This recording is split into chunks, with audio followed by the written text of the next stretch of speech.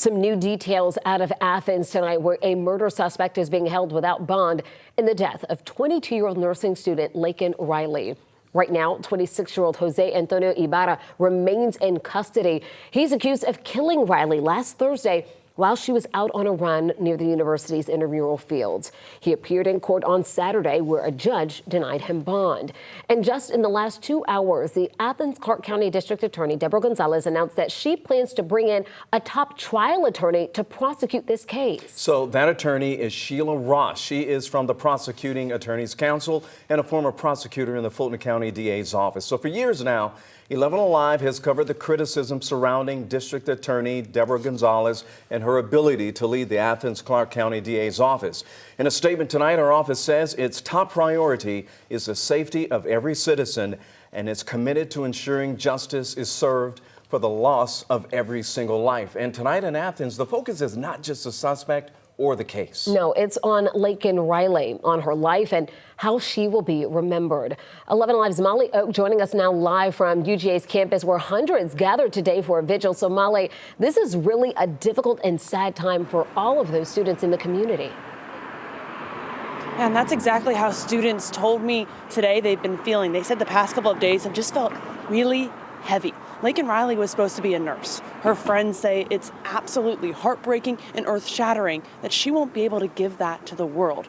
But they say the impact that she left in just 22 years is more than enough to last a lifetime. As the sun sets on the University of Georgia's campus, students remember the person who radiated light. This campus and our sisterhood will never be the same without Laken Riley. With each day leaving more flowers, with each petal holding another memory. Although the flowers in our house will fade, the visitors will slow, and we will begin classes again, our hearts will always ache without Laken. Like the stems tied together, their arms wrapped around one another, placing bouquets and placing their heads in prayer. She exuded devotion with each and everything that she did. A devoted Christian, sister, student, daughter, and friend. Whether it was nursing school, being the Alpha Chi banner chair, or the incredible runner that she was, Laken showed devotion throughout every avenue of her life. Doing something halfway was just never an option. A message for the students from the president of Laken Riley's sorority, Alpha Chi Omega, one she became a member of in fall of 2020. Tell your friends that you love them, and never miss an opportunity for a sweet treat, one of Laken's favorite pastimes, and scream the lyrics to your favorite song as loud as you can. Be kind. Catch up with your friends and strive to be the type of person that Laken was. As flowers mark their remembrance of the caring, driven, real strong woman who left a mark on each of their hearts. Our sisterhood is shared from far and wide, heaven and earth side.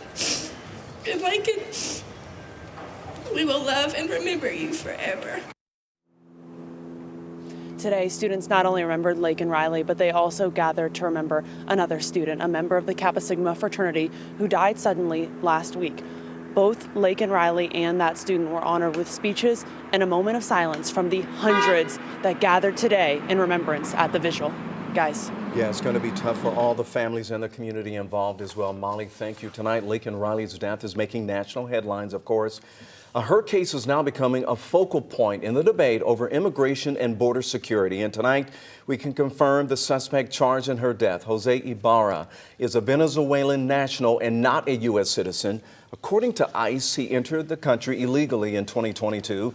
Republicans, including Governor Brian Kemp, now placing the blame on President Joe Biden, while Democrats like U.S. Senator John Ossoff says policy failures date back to the former president, Donald Trump. It's a failure of our system on multiple levels and at multiple times, and it has resulted in a young woman's death.